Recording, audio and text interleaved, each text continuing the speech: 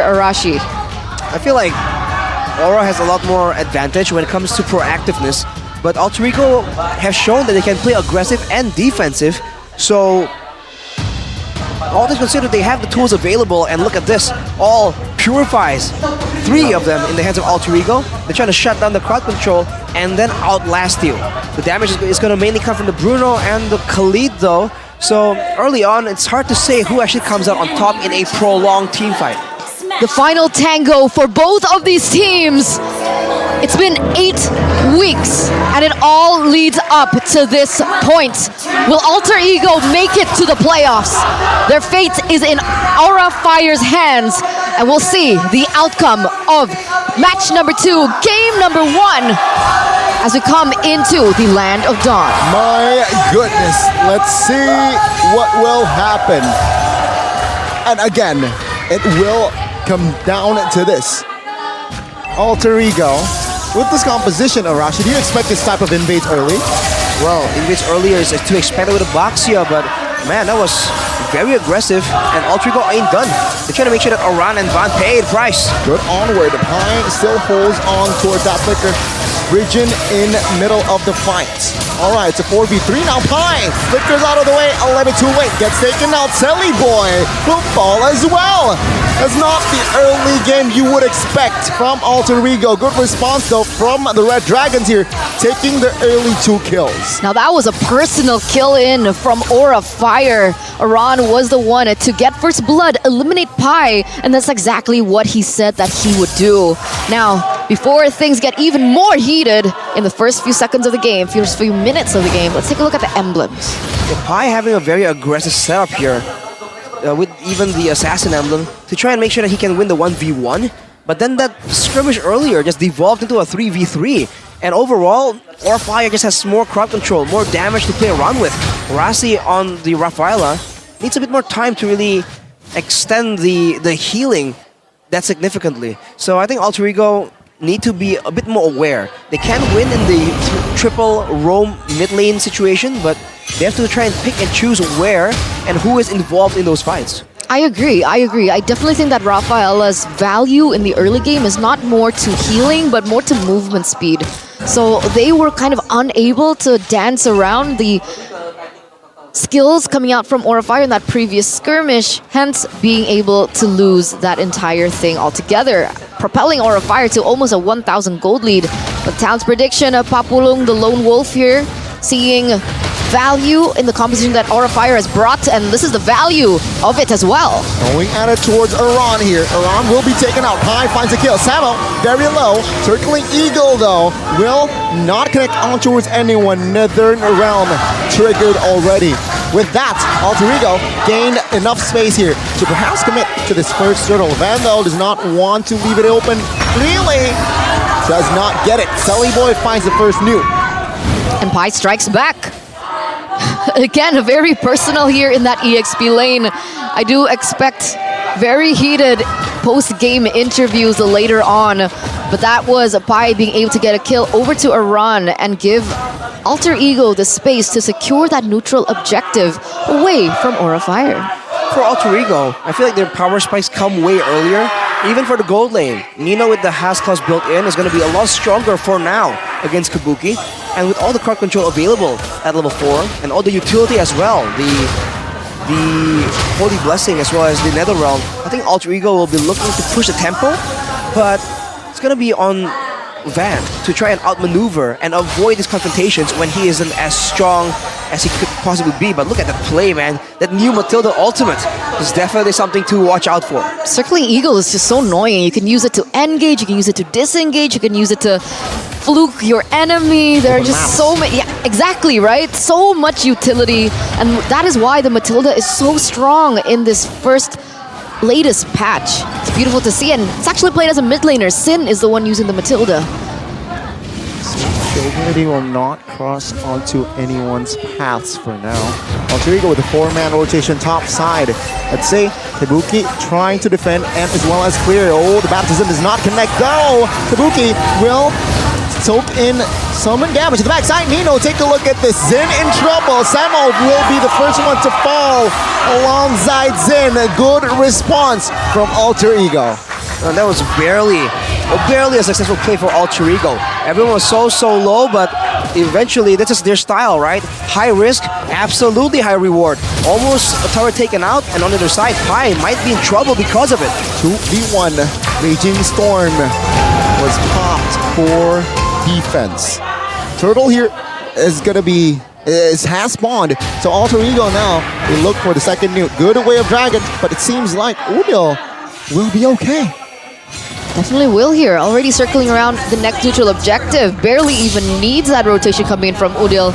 Another free turtle for Alter Ego, propelling them to 2,000 gold lead in the first 5 minutes of the game. I do believe that, I understand that turret was taken out on the bottom side, but Pi was able to buy so much time, waste rotations from Aura Fire, and they lose left and right, being out-rotated and out-macroed. Let's take a look at the gold differences by Ube as gold, though. You can see that in the mid lane, Udil is just quite significantly ahead. Aran, benefiting from the early kill, definitely is doing better. But Nino, this gold lane is where the difference is just quite contrasting, man. Almost 1,000 gold difference. If they participate in the next skirmish, there's going to be a lot of damage available for Nino on a very high power spike Bruno. And now Kabuki gets zoned away by Sunny Boy, but they are able to actually keep him out of reach.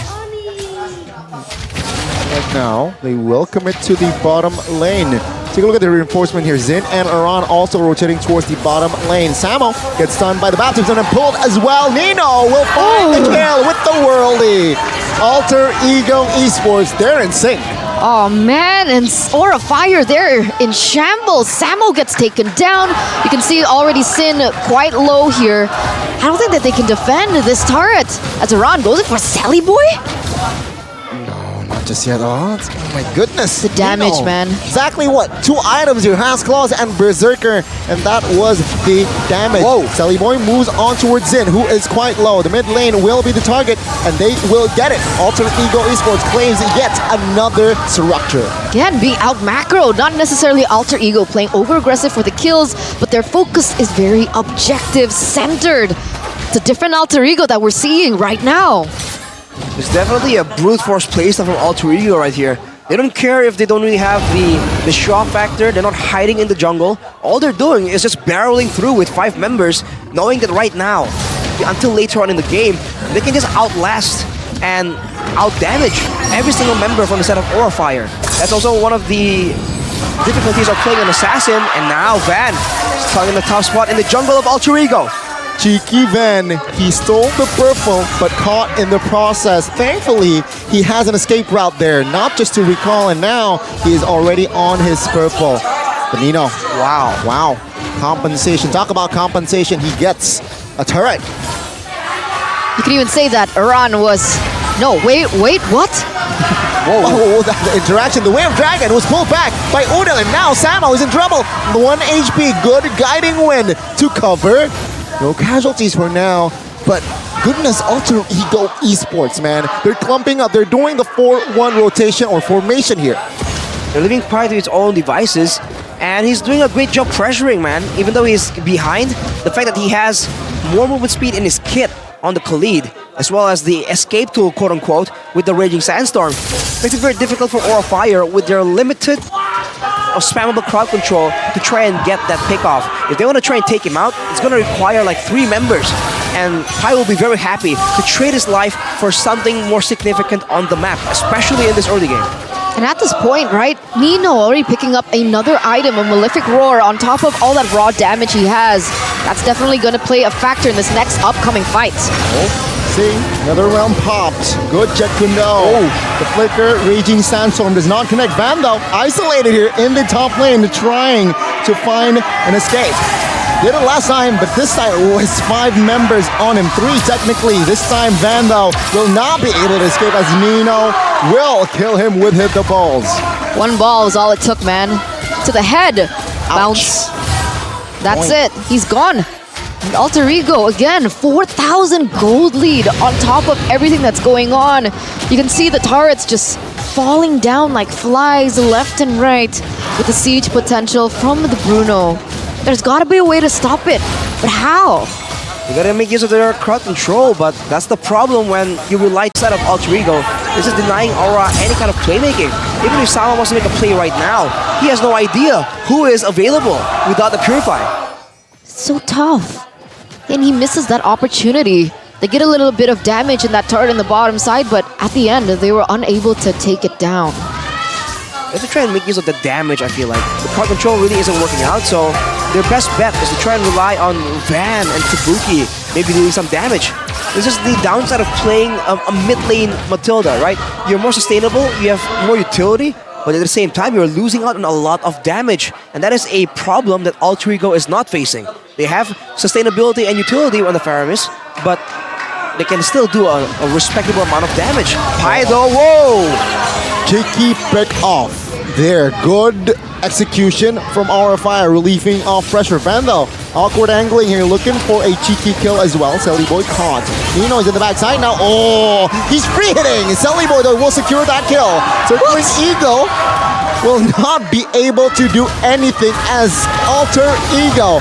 They're on the manhunt. Even though they lost a member, it does not matter. Take a look at the Lord now, marching bottom lane. Basert will be the target. Shield Unity to shield or to zone out the members of Aura Fire. Oh. Take a look at Nino. Free hitting. It's just unstoppable. And with that, Alter Ego close the game.